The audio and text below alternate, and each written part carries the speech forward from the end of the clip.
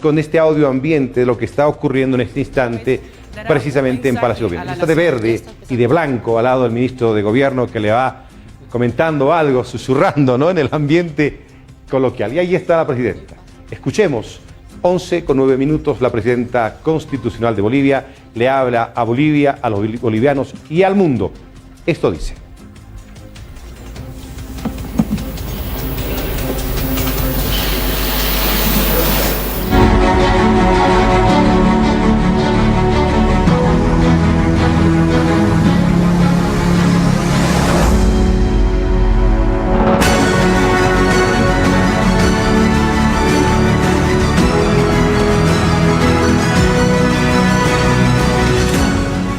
Diplomáticas y representantes de organismos internacionales, a los señores ministros de Estado, a los señores honorables senadores y diputados de la Asamblea Legislativa Plurinacional, al señor comandante en jefe de las Fuerzas Armadas del Estado Plurinacional de Bolivia, a los señores generales y almirantes, miembros del alto mando militar, al comandante general de la Policía Boliviana, a todas las autoridades nacionales, señoras, señores, a los amigos de la prensa, a toda la familia boliviana, a todo el pueblo boliviano.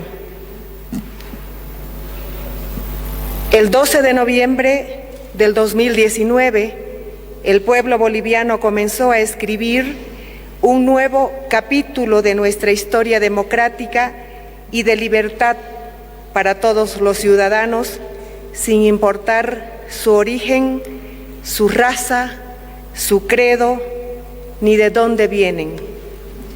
No ha sido fácil, pero lo hemos logrado, con la fuerza que nos otorga la fe y el saber que estamos trabajando por el beneficio de toda Bolivia, no a favor de unos ni en contra de otros. Cuando asumí la presidencia constitucional de Bolivia, en un estado de convulsión muy grande, fomentada por quienes se resistían a escuchar la decisión de los bolivianos, me encomendé a Dios para que me diera fuerzas y me iluminara. Mi objetivo era lograr la paz.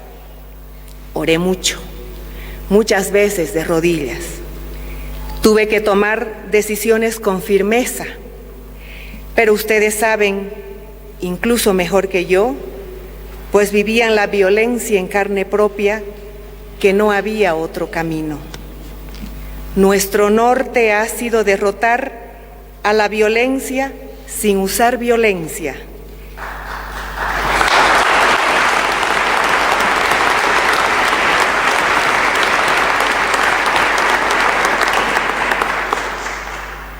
Unirnos, acabar con las divisiones para que todos podamos vivir tranquilos.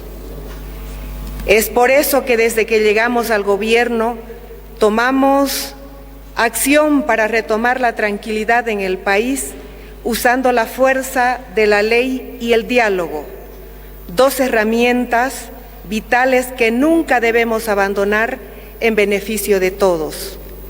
Construir el país que los bolivianos nos merecemos implica comprometerse con manejar los recursos públicos con transparencia, rendir cuentas y combatir la corrupción en su origen. Cuando se asume la función pública es para proteger y cuidar al pueblo, no para robarle, quitarle el pan de la boca, ni mucho menos agredirle. Los bolivianos queremos paz y eso solo lo logramos en democracia y libertad.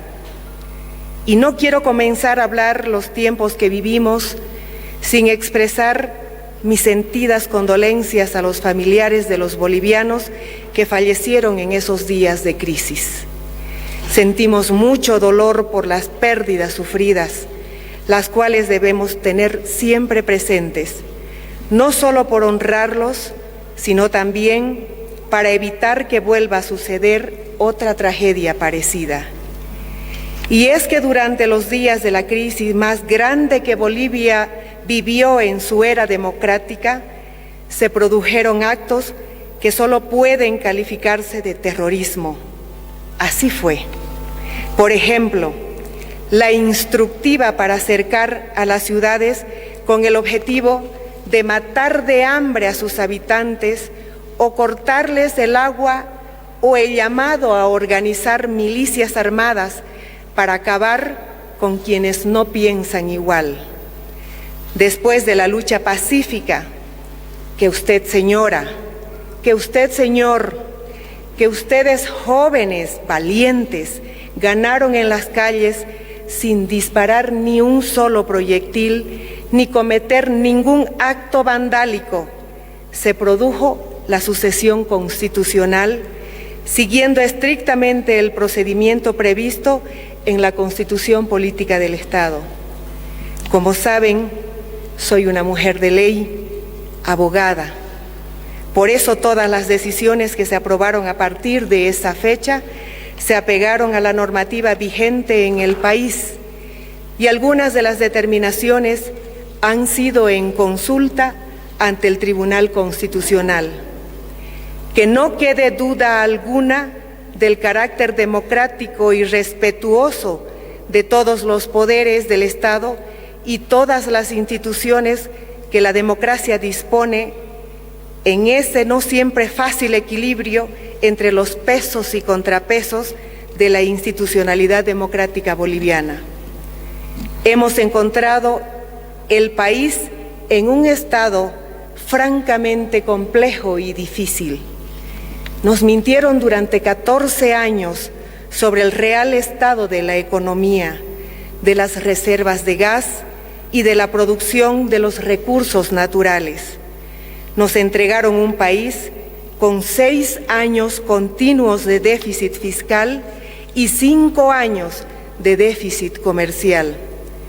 Bolivia tuvo en estos 14 años 5 veces más ingresos, pero los bolivianos no tenemos 5 veces mejor salud, ni mejor educación, ni mejores empleos. Desde el año 2008, el gobierno central confiscó casi el 90% del IDH a las gobernaciones. Eso significó más de 3.500 millones de dólares, que se convirtió en una especie de subvención de los departamentos al Tesoro General del Estado para financiar el derroche del grupo privilegiado del MAS, que era una élite en la cual, paradójicamente, no estaba incluido ni un solo representante indígena. Hemos actuado para destapar las ollas de corrupción del gobierno pasado, y lo que hemos descubierto es lamentable. El abuso de poder para usar recursos públicos a favor de un partido político, financiamiento con dinero del pueblo boliviano a partidos políticos extranjeros, entre otras cosas. Eso es realmente bochornoso. Hemos hallado también centenares de casos de corrupción sin ninguna responsabilidad. Parecería que lo que aquí hemos vivido fue un mundo irreal donde para robar no se agotaba el ingenio ni la complicidad. Particularmente me sorprende la actitud canalla de un senador del MAS que se ha inventado un nombre de un pueblo para construir obras fantasmas con dinero del Fondo Indígena. ¿Quién controlaba esos recursos? ¿A quién rendía cuentas ese senador?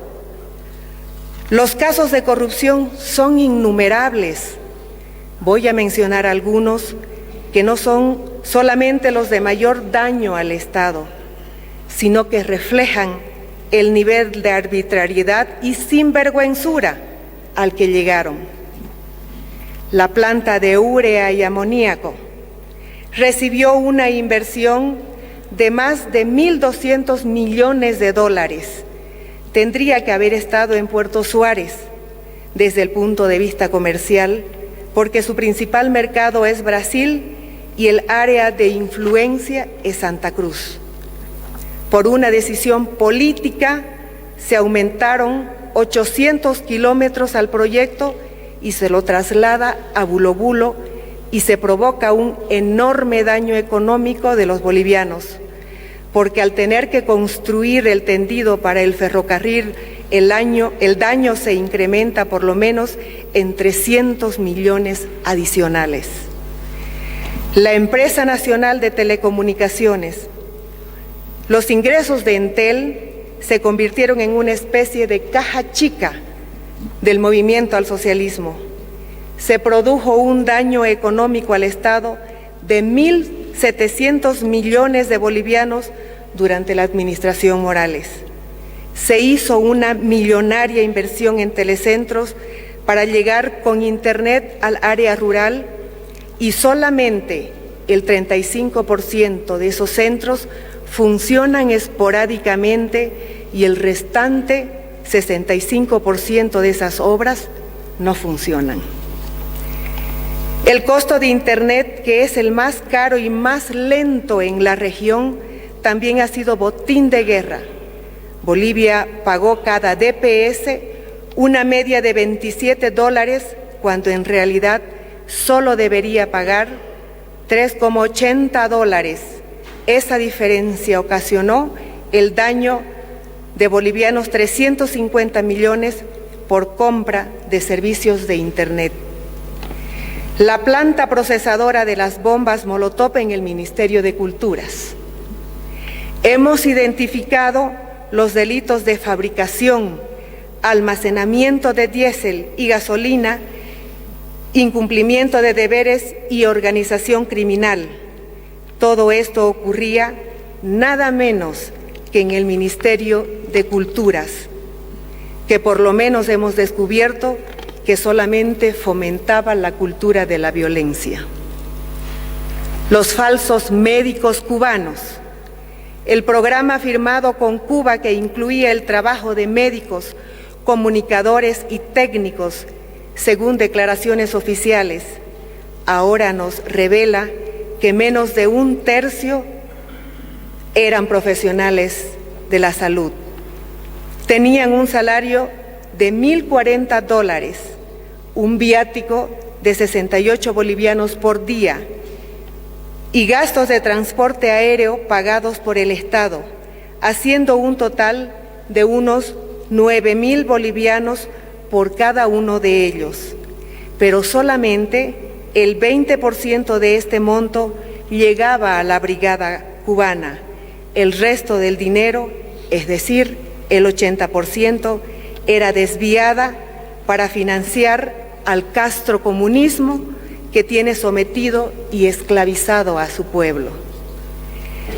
En más de 13 años, el gobierno de Evo Morales nunca informó sobre cuánto pagaba a las brigadas cubanas, cuáles eran los alcances de los convenios o cómo era el procedimiento de pago.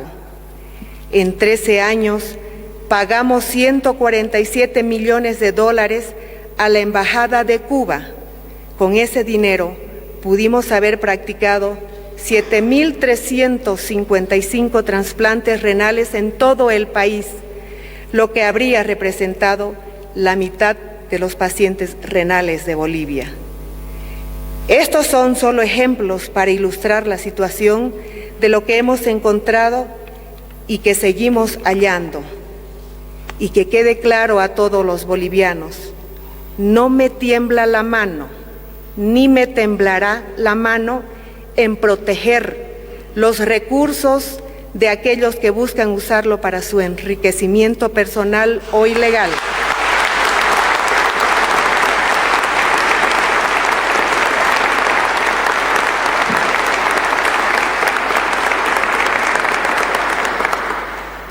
O para promover sus agendas políticas.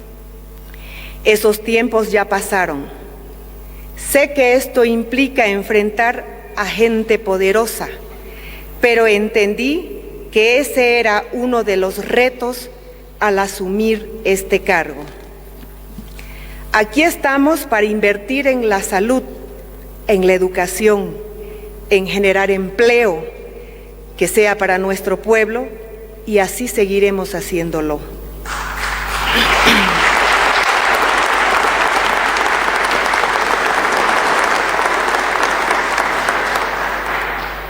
Esas prácticas de dividir al país han sido y continúan siendo un obstáculo de progreso y crecimiento.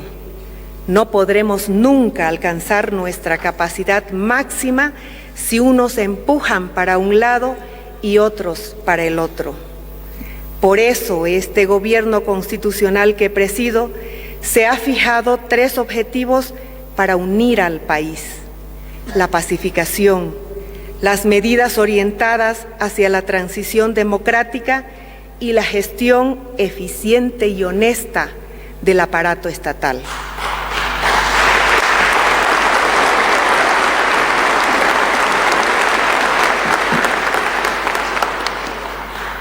En democracia hay que saber ganar y hay que saber perder. El pasado mes de octubre fuimos testigos, una vez más, de cómo alguien que no sabe perder buscó manipular el voto para perpetuarse en el poder, ejecutando el más grande engaño y fraude de la historia democrática de Bolivia. Evo Morales es el autor del fraude, y no solamente una vez, lo ha sido 2 veces. La primera, cuando se burló del 21F el año 2016, y la segunda, el 20 de octubre del año pasado. Por eso las nuevas elecciones son una prioridad.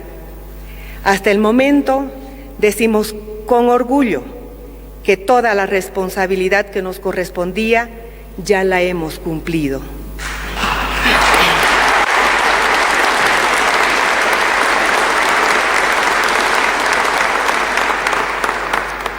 Hemos presentado ante la Asamblea Legislativa la Ley de Régimen Especial y Transitoria para la realización de las elecciones. Fue aprobada por consenso.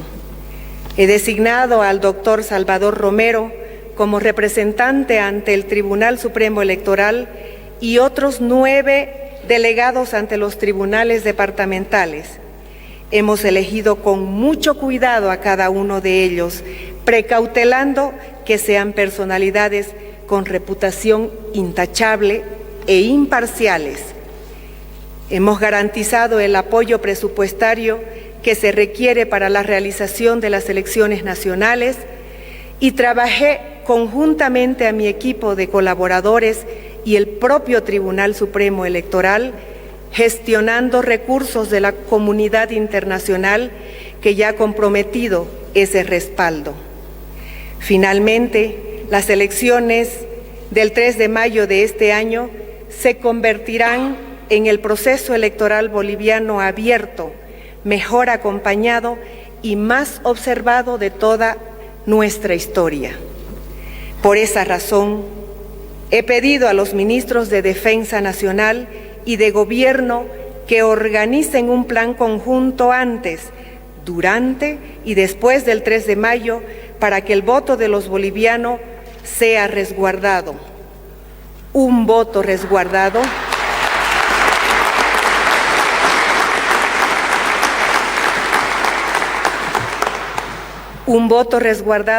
se convierte en un voto respetado. Aplaudo la participación comprometida de Naciones Unidas, de la Organización de Estados Americanos, de la Unión Europea, de los gobiernos europeos que también me han buscado para expresarme su respaldo, de Estados Unidos, del Centro Carter y de la propia Iglesia Católica. Tengan la certeza de que se podrá votar y elegir sin miedos ni temores. Tu voto, hermano boliviano, será ejercido y contabilizado en libertad.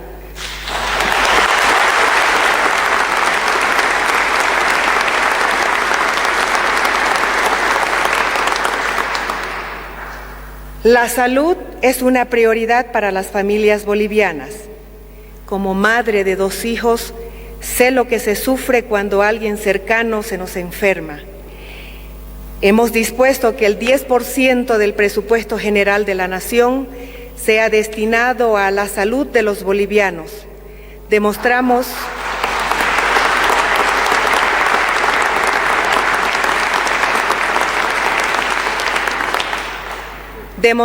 que esta medida era posible con voluntad y un eficiente manejo técnico. Este incremento es el mayor aprobado para el sector de salud.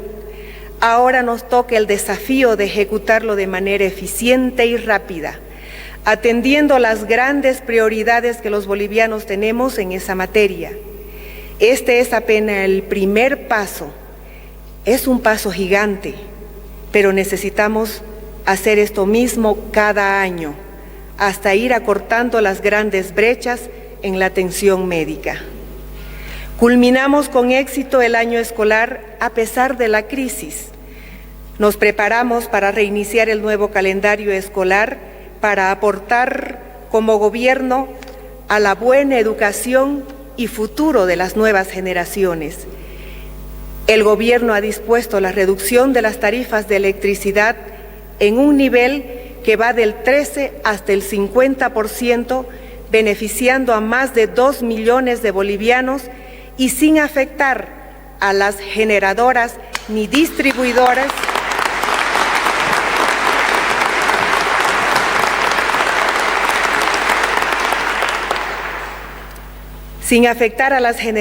ni distribuidores de energía eléctrica.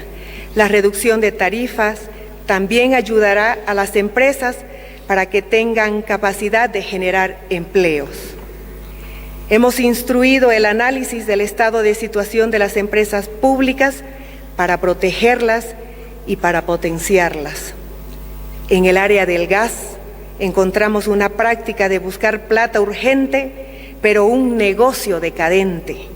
Esa política hipotecaba el futuro de la familia boliviana, es decir, era el pan de hoy, pero el hambre de mañana. Nos ha tocado sincerar las reservas certificadas de gas e iniciar la profesionalización de la administración de la empresa petrolera de los bolivianos, lo cual nos ha permitido recuperar confianza en el mercado y garantizar un importante ingreso nacional. Aún en la difícil situación económica, nuestro gobierno ha pagado y seguirá pagando todos los bonos vigentes de beneficio a los bolivianos, así como también dará continuidad a todos los proyectos comprometidos, siempre en el marco de la ley.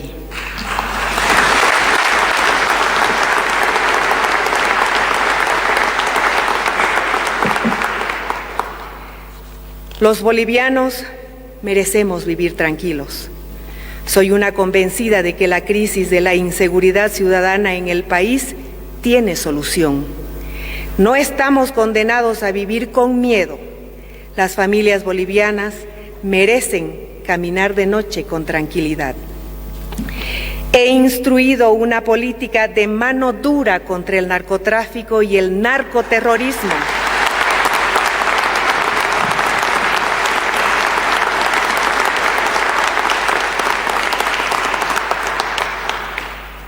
Sin ceder espacios ni retroceder en ese camino. Los resultados los estamos viendo rápidamente. Se produjeron operativos planificados que permitieron descubrir grandes fábricas de cocaína. Una de ellas tenía capacidad de producir media tonelada de cocaína al día. La otra producía 1 tonelada de cocaína diariamente. La industria que más había crecido en estos últimos 14 años ha sido la industria de la cocaína.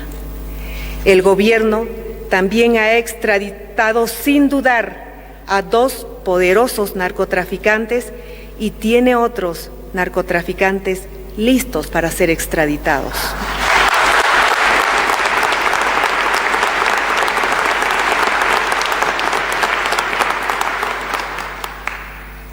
Promover el turismo no es solo una forma de mostrar nuestro bello país y su gente, sino de generar ingresos y nuevas oportunidades de trabajo.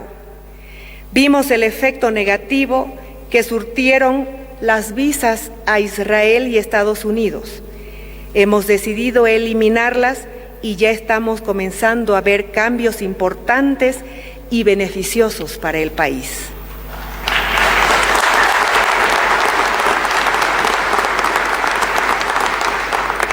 Mirando el futuro, he instruido que se simplifiquen los trámites para crear nuevos emprendimientos en el país.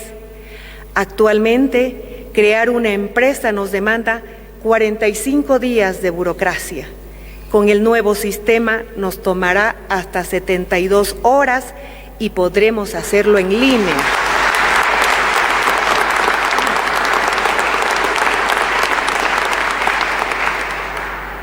También he pedido al Servicio de Impuestos que elimine esa práctica de persecución y extorsión a los bolivianos.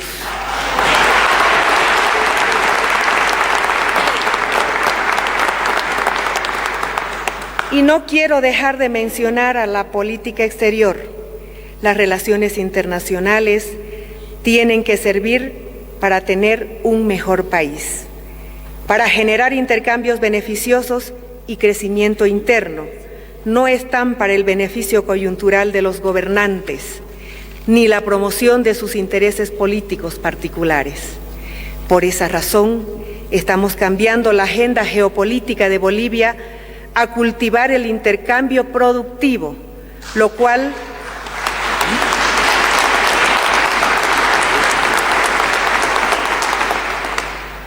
nos ha llevado a romper con dictaduras como Venezuela y expulsamos a quienes pretendieron tener injerencia en nuestros asuntos.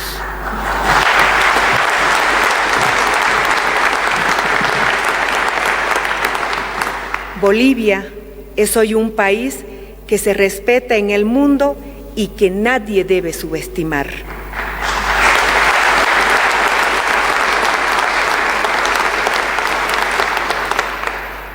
Tenemos un país verdaderamente soberano, donde la seguridad interna está en manos de los bolivianos capaces y no en grupos de inteligencia cubana o venezolana, como lo hizo el régimen anterior.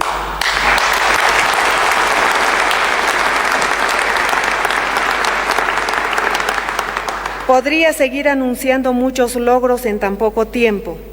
Estamos contentos. Podemos dar la cara y decir con orgullo que hemos avanzado por el camino correcto.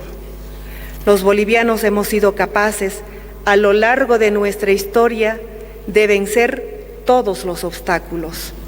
Somos un pueblo fuerte, somos un pueblo que no se rinde ante la adversidad.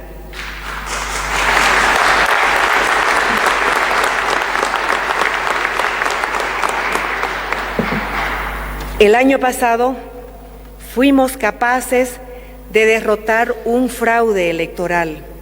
Fuimos capaces de derrotar a un gobierno autoritario que pretendía quedarse eternamente en el poder. Fuimos capaces de derrotar a la violencia y de implantar la paz.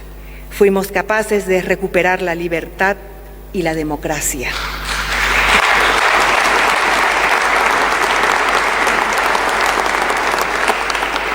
Y fuimos capaces de recuperarnos del desaliento que nos provocó el fallo del Tribunal de La Haya, que nos arrebató nuevamente la salida al mar. Todo esto fue un golpe de dimensiones históricas provocado por un gobierno irresponsable que solo buscaba la forma de quedarse en el poder. Pero aún así nos recuperamos y no perdimos la fe en nuestros objetivos. Hoy, muchos bolivianos ven con incertidumbre lo que nos espera. Créanme, no tienen por qué. Bolivia va a salir adelante. Nadie dice que no habrá dificultades, pero ¿quién no las tiene?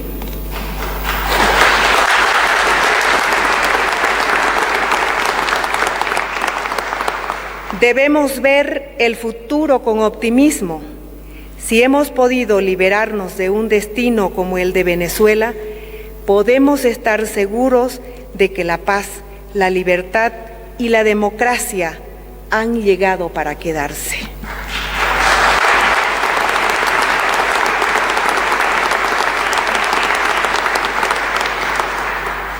Nuestra Bolivia tiene más futuro que pasado. Durante las últimas semanas he estado promoviendo el consenso de los actores políticos para consolidar la democracia y la libertad que ahora respiramos. No voy a dudar un solo momento en seguir recorriendo el camino del consenso y protegiendo la estabilidad que hemos construido y la tranquilidad con la que estamos viviendo. Y no puedo despedir estas palabras sin presentar mi agradecimiento. Estoy profundamente agradecida a todos los bolivianos por el impulso que entre todos estamos poniendo para esta etapa de pacificación y reconciliación del país. Estoy agradecida a los jóvenes. Sin ellos, el cambio y la pacificación no hubiera sido posible.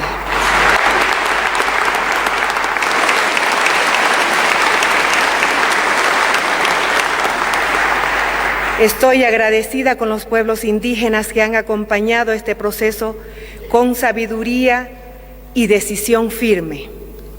Estoy agradecida a la mujer boliviana que desde tantos escenarios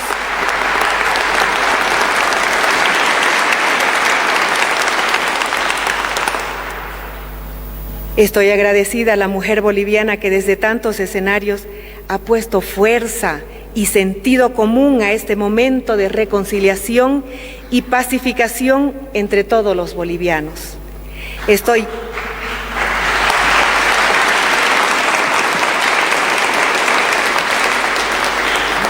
agradecida a las familias bolivianas que han superado el temor y han rehecho sus vidas en la normalidad.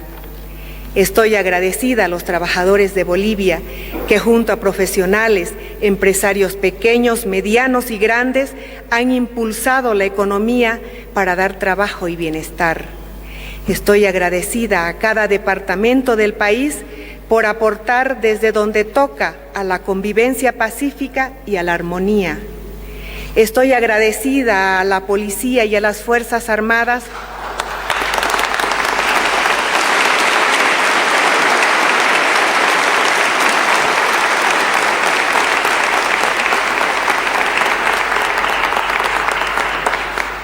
que han resguardado la Constitución política del Estado y han cumplido fielmente su subordinación y constancia ante el orden democrático de Bolivia.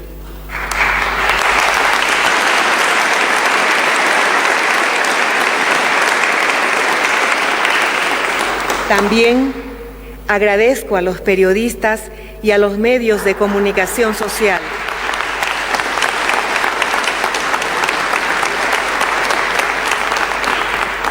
porque aún en situación de extrema dificultad han demostrado su compromiso firme con la democracia. Por último, estoy agradecida con mi familia.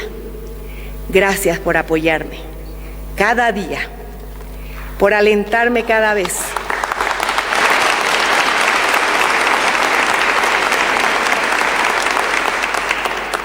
Cuando acabo mi tarea como presidenta de este país por el cual siento tanto orgullo. Gracias por tanto amor. Y también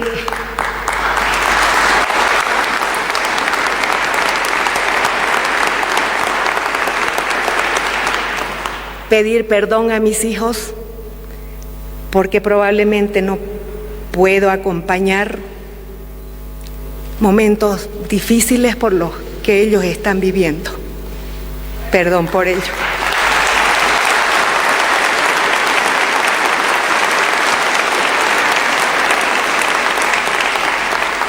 Muchas gracias a todos. Tengo mucha fe en Bolivia y que Dios bendiga a nuestra amada patria. Muchas gracias.